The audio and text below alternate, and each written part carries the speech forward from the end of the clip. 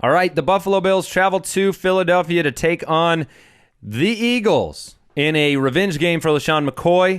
The language and the words coming out, I mean... He is... I love that. He is upset. He's so funny because he says all these things about, Chip Kelly, I ain't going to say blank to him. Right. Well, I'm not shaking his hand. And then he goes, but yeah, I'm not upset with him in any way. I have no hate or anger towards him. I just got nothing to say to him. Yeah. So, all right. So here's the thing. Does that mean that McCoy has more upside because of the revenge game? I mean, are the Eagles, if there's bad blood, do the Eagles really try to stop LeSean McCoy? The revenge game is usually a silly narrative to me. You're right. I'm buying in this week, though. I'm buying in completely. That Jason might not be. That the Bills I expect the Bills to really give an concerted effort to get LeSean McCoy in the end zone this week. Now, not multiple times. Carlos Williams is very unlikely to play. He didn't practice on Wednesday. He missed last week. His arm's been in a sling most of the week. Do we expect him? Probably not. No. And so this will be the LeSean McCoy show. I don't know what we saw from the special teams and Eagles defense last week. It's still one of those things where your brain doesn't process it. Like, nobody on earth started the Eagles defense against New England, and they were by far the best of the week. So McCoy's on the field. Yes. What else do we see from? I mean, Taylor. I love Taylor this week. I love Tyrod Taylor, and I love Sammy Watkins. Sammy Watkins is officially heating up with back-to-back 100-yard games. I just think that the Eagles' secondary is exploitable. And like you said, there was just freak plays in that Philadelphia game. I think they went for the cycle. I mean, right? You had a pick six, you had a punt return for a touchdown, blocked punt for a touchdown. Just any kind of huge play. The Eagles picked it up. I don't expect all three of those things to happen again. I don't know about you guys. But I don't think they're going to bust out all three again. They have been a big play defense, so there is that. Would you play the Eagles defense this week against the Bills, Mike? There's always upside with the Eagles defense, but there is a very low floor. And Tyrod Taylor... Yeah, it's called 5 touchdowns in 2 of 5 weeks or 4 weeks. Tyrod Taylor is just not turning the ball over. So and for sacks... I mean, Taylor's an elusive guy. I just don't think this is a matchup. Even what they did against New England at home with Philadelphia, I'm not doing it. Now, the other side of the ball. I was just about to ask you, Jason. Yeah. What do you do? And we've got a lot of questions this week. What do you do if push comes to shove? I have talked to people who have all 3 backs on their team: Matthews, Murray, Sproles. Who do you start this week? I know my answer. I want to hear from you. If you have to start one of those 3 guys, then if it was me and I had to make the decision, I would put in DeMarco Murray. I think DeMarco Murray went, squeaky wheel as well. He went beyond squeaky wheel. He went all the way to the top. Well, now there's differing reports on it that maybe he just sat by next to him on the airplane. This is a bunch of regardless. I think he is still involved. It's a risk. I like Ryan Matthews this week. I don't have a problem, having Ryan Matthews as a flex player, even in the playoffs. But you have a higher likelihood that the majority of carries is going to go to DeMarco Murray. That's what I think, and so that's who I would play. Who was your guy, Andy? It was DeMarco Murray. Because there's no way to know the level of carries the other guys are going to get. At least Murray represents upside if he is listened to. He's supposed to be a part of this offense. There's been a problem getting him the ball at times during the year. I think what made it look bad this time is because they won the game. They won the game, so he looks more of a complainer. Nobody's saying that about AP every time he doesn't get the ball. I'm going to take the risk, right? Like, I don't want to start any of them, but if I have to, I mean, I'm seeing a lot of people say, okay, is it Woodhead or is it DeMarco Murray? Is it, some lower end, is it, Spencer Ware or DeMarco Murray? Right. Yeah. So, I don't know. And in that case, I would go DeMarco Murray. But there's a lot of guys that I would take over DeMarco Murray this week. According to our rankings, we've got Javorius Allen, who's going up against Seattle, that we would start ahead of DeMarco Murray. We have Latavius Murray ahead of DeMarco Murray. Wow. Yeah. And we've got a lot. Yeah, in a bad matchup. So, I mean, if you have other options that you've picked up, Shaun Draughn. Oh, the big salad. If you've got Shaun Draughn and Giovani Bernard, because you've been listening to the show and you've been finding waiver wire gold, those guys I would play over DeMarco Murray. We were talking about breaking news. Darrelle Revis is practicing. I saw it on Thursday. I saw it. He's in the red jersey. He's in the no contact jersey. So at least he's on the field. Fantastic news for the Jets. We were talking about the situation. Do I have the courage to play the big salad over Adrian Peterson? I don't know. Over DeMarco Murray? Absolutely. If I'm looking at that situation, Draughn is in for me. I'm not even thinking about it. All right, and we said we like Watkins a lot. Ertz started last week. Is he a Ertz or Clay in this matchup? Ooh. I would take Ertz over Clay. Clay has just so disappeared in so many games. He had a big game last game. He disappeared last week, too, in the coverage because the defense did not see him. He had an invisibility cloak for the first 20 yards of his run, and then he took it off and said, "Pass me the ball." That's a huge advantage in football. Real good idea to keep that invisibility cloak with you on the field. I believe that Zach Ertz will get more targets, more catches. The real question here is who gets in the red zone. I would say it's about the same odds of either guy getting in for the score, but I would rather play Ertz over Sugg, especially because the Eagles, while the Eagles have given up a lot through the air, we've said this in the last couple of weeks, they haven't given up much to the tight end position. So I'm not on Charles Clay this week. All right, we're moving on to the next matchup, and if there was ever a 9-point underdog that I thought would lose by double that, it would be the Baltimore Ravens right now. Man, poor Baltimore. Seattle heads into Baltimore. Seattle is white hot right now, and the Ravens are not. They lost a game that it seemed like neither team won last week to Miami. Matt Schaub's banged up. Over under on pick sixes, it's 1.5. Are you taking the over or the under? I'll take the under. You're going to take I'll take the solid one. But I will say this. I might go over. This is the type of ridiculous game that will humble you as an NFL watcher somehow, where Seattle's going to win it, but it won't be as big of a blowout or something. Just not to the point of me clicking that little almost upset button. But sometimes there's these games, and all right, I'm lying. Yeah, there's going to be a whooping. No, this one, I'm putting the house on Seattle. I have Russell Wilson extremely high. I don't have the rankings up at this second. I think I have him in my top 3 this week. I don't have a problem with it. This is a beatable defense. He is not, heating up. He is in fuego. Mike, you have Wilson at 4. I have him at 3. Jason has him at 3. In fuego. Yes. Oh, yeah, absolutely. So let's move through the obvious. Thomas Rawls starting.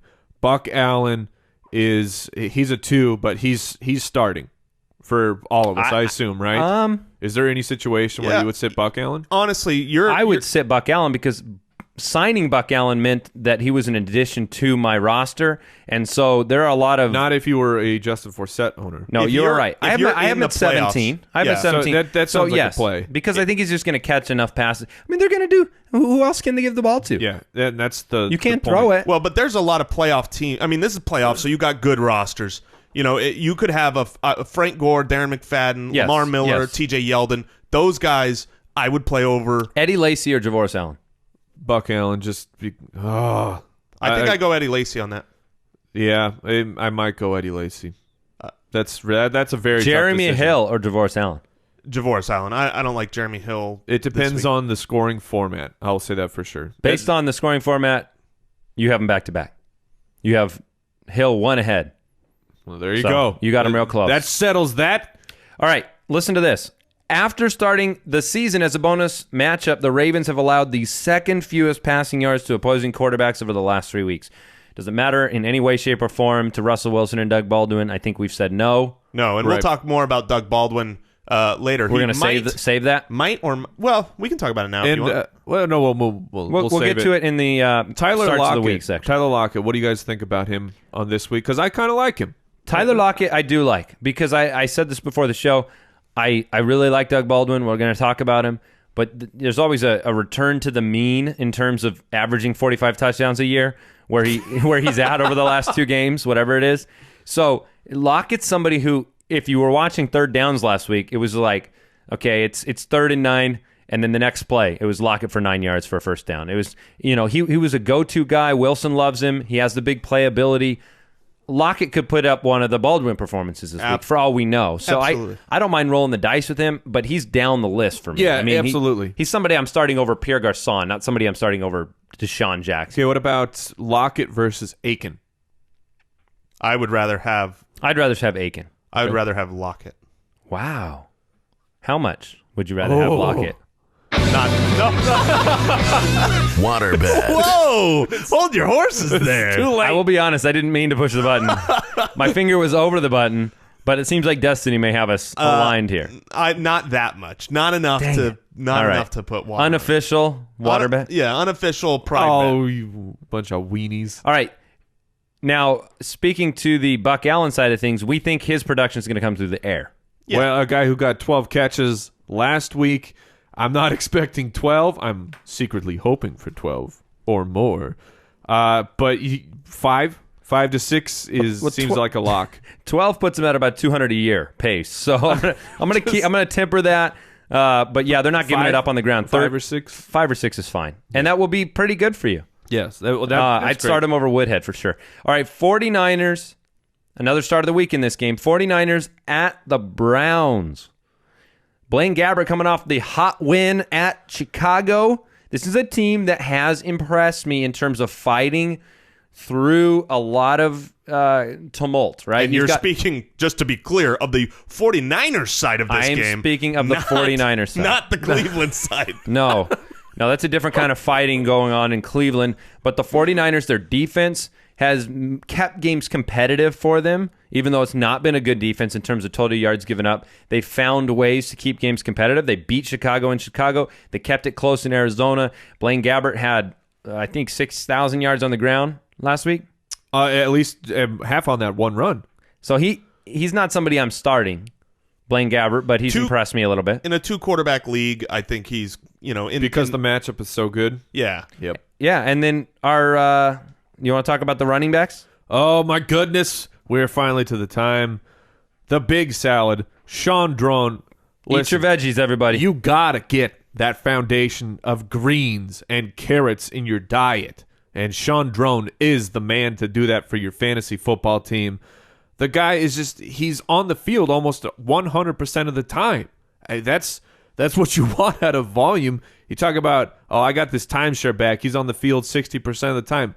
Could I interest you in 100%? In 90 plus? Yeah, in a matchup against the second worst running defense in the league? A guy who catches 5 passes a week? And he has the added bonus of when you beat your opponent, they look at you and they go, "I lost to Shaun Draughn." Oh yeah. That's a lettuce slap in the face. That's exactly what I challenge you to a duel. health off. So he's had 13 carries. He got a touchdown last week. Another 5 catches through the air. And this is a game that we think the San Francisco defense can kind of keep it low scoring and let Drone run. Absolutely. And if an interesting thing for the 49ers defense, they're getting gashed on the ground. I don't know if people realize this. 165 yards, almost 2 touchdowns the last 3 weeks. Do you have it within your soul, within your foundation, to go to the Crow? No. I have him as my 33rd ranked. Ooh, here's what that's what high. happened. I know, it is high. I was looking at this when I was statting these guys out, and I had that question speak in my heart. I was like, man, if they gave Crowell the ball in this game and dedicated to running with their power back, Crowell would have a great game. And I thought, he's going to get some decent runs here, and I statted him out. And then I went, how high am I on him? And I looked at him 33rd, which means if you're in a playoff team, you probably have guys ahead of him. He did have 11 carries last week. Yeah, he has double-digit carries in all but three weeks. So yeah, so I'm not excited. I'm not excited either, but in a it pinch, could happen. Well, the Browns are dead last in the league in rushing yards per game average. I think it's around 70 a game for them. So it could happen. But it could happen. But I can't see. Now I'd start Duke Johnson over Crow. Yeah. So We talked about Brian Hartline earlier in the waiver show, who's just been averaging a ton of targets. But he now has eight catches in 2 straight weeks. But now you got Johnny Manziel in there. You just don't know where he leans. Is this going to be? We've been worried about Barnage in the past with Manziel. We've been worried about just the production at the position in terms of total yards. This game, the over-under, despite the fact these teams are dead last in the league in defense pretty much on both sides of the ball, the over-under is only 40 points. So Vegas is counting on inefficiency on the offense more than it is a shootout between bad defenses and offenses. So what about temper it. What about Benji? I'm looking up his status. He did not practice. Travis Benjamin did not practice on Wednesday, so it's unclear if he's going to play. If he sits out, then Hartline certainly gets a target bump. All right, we got a couple more games to preview before we get to the starts of the week. Let's go and talk about the Redskins facing the Chicago Bears. This game has the potential for some rain. Cousins, Cutler, who's worth talking about in this matchup right now? I don't think we're starting either of those guys. They're not really ideal streamers this week. Cutler's not. I guess Cutler's not bad. Cutler's not bad, in my opinion. I was set up to play Cutler back-to-back weeks, but he just shot my confidence in the face last week with a great matchup at home. And the saying on the show, whatever happens can happen in reverse. Cutler could absolutely come out and throw 3 touchdowns. He still has Alshon Jeffrey. Eddie Royal is back at practice. That is a boost to the offense. Forte is rolling. So these things can happen. For Cutler's fantasy production last week, the touchdowns went to the running backs because they got goal line carries. Those could easily, game flow into Jay Cutler's pocket, and you put up 200 yards and 2 touchdowns last week, and people have zero problem playing Cutler in the first week of the playoffs. Is Zach Miller a sneaky start now that Martellus Bennett is gone? Yeah. He's not a terrible option, I'll say that. Okay. I don't have a ton of confidence in it. I don't know about you guys. Deshaun Jackson is a wide receiver. What this week? He's a the wide Bears receiver. defense is pretty good. I think he's a wide receiver too. This is a matchup where he's got 3 weeks in a row of having a solid game. I think you've got to ride Deshaun Jackson's coattails right now. Is that what that is? Yeah. I like him. You know who else I like in this game? I'm going to throw a name out there that I actually like. Matt Jones. Oh. Matt Jones is a guy, to me, when I was watching the last game, that they want to give the ball to more and more. I don't know if I should tell you where you have him ranked. I know where I have him ranked. I don't like it. I think the public demands that we hear where it is. You want to take a guess, Mike? No. He needs to move down from where I have him. He needs to move down from the number 13 spot. Yeah. No, obviously, he needs to move down there. But I will say this. That was my head exploding. America, call 911. The question is my head. Let me explain, by the way, why that happens. I mean, Jason is very rigid on statistically analyzing the players with no mind of where they actually. No, I'm not saying that as an insult. Really? Listen to the sentence. Okay. I said with no mind to where they end up in a list. In the Okay, rankings. He doesn't care about the number of where they end up. He finishes the statistics. Then he comes back and looks at those numbers, balances it out a little bit, and so guys move a little bit. But he's just looking at the matchup, and it just goes to support your ridiculous story here. Look, yeah. I don't hate Matt Jones at all. I do kind of like him. I am at 37, and I feel like that's just as about a right. very high end too. That's stretching it just because of the volatility that comes with Matt Jones. The backfield fumbles. Exactly, that's a part of it. But Matt Jones has been the majority ball carrier to double up on majority. But most of the games this season, Matt Jones has been the primary ball carrier. But the problem is Alfred Morris jumps in every once in a while. It sure looked like Alfred Morris got benched on Monday night after he starting the game, had a couple carries, and then was just gone. Alfred Morris didn't see the field. It was Matt Jones and Chris Thompson. And So realistically, though, let me give you some names because this is just worthless to fantasy owners to say he has him at 13, I got him at 37, right? And we kind of like him. LeGarrette Blount or Matt Jones? Blunt. I'm gonna go Matt Jones. Ryan Matthews or Matt Jones? I'm going to go Matt Jones. Depends on the practice reports. I would probably go Matt Jones in that situation. Spencer Ware or Matt Jones? Where? Matt Jones. DeMarco Murray or Matt Jones? DeMarco Murray. Yeah, I'd go Murray there. And just a little bit of an MRI revealed a tear in Chris Thompson. In his body? His body? Well, yes. Chris Thompson has been torn in two. It's right across the middle. In his shoulder. That's the worst place to get torn. In his shoulder. So that's important. The pass catching role is clearly not going to be Alfred Morris. We saw Matt Jones he can get 2 a week with 18 carries last game. And so the question all year has been, who's the guy going to be? Who is it? Because some weeks it's Alfred Morris, some weeks it's Matt Jones, some weeks it's Chris Thompson. Well, if Chris Thompson isn't able to be in there, and we saw last week an 18-6 carry threshold from Alfred to Matt Jones, I think it's a matchup that's winnable. So I like that take. I hadn't heard the Thompson news yet. And if you took Chris Thompson's stats and you just plop them into Jones, then I like him. He's a 2. So that's a good hot take. Steaming. There you go. All right. Can we move on? Yes, please. All right. The Steelers and the Bengals. This is an exciting game. We got the news earlier about Eifert expected to play in this game. The run defenses are good for both teams. I know some people are pretty down on D'Angelo Williams this week. Silly. But I am not. I was going to say, I am not. What is the big storyline in this game for you? The big storyline in it is that the Bengals defense, which is a very strong defense, are likely to be without their top 2 cornerbacks. That's the story to me. I'm still hearing Adam Jones might play. I've heard he's on. I've been sending him some medicinals and some vitamins because my opponent, Mike Wright, has Antonio Brown, and so I am really... And then I searched for Adam Jones online, and what's it say? Here's the headline. Adam Jones in a cast. Yep. Eifert returns. He's sure there is the slim chance that Adam Jones plays, but he is on the doubtful side.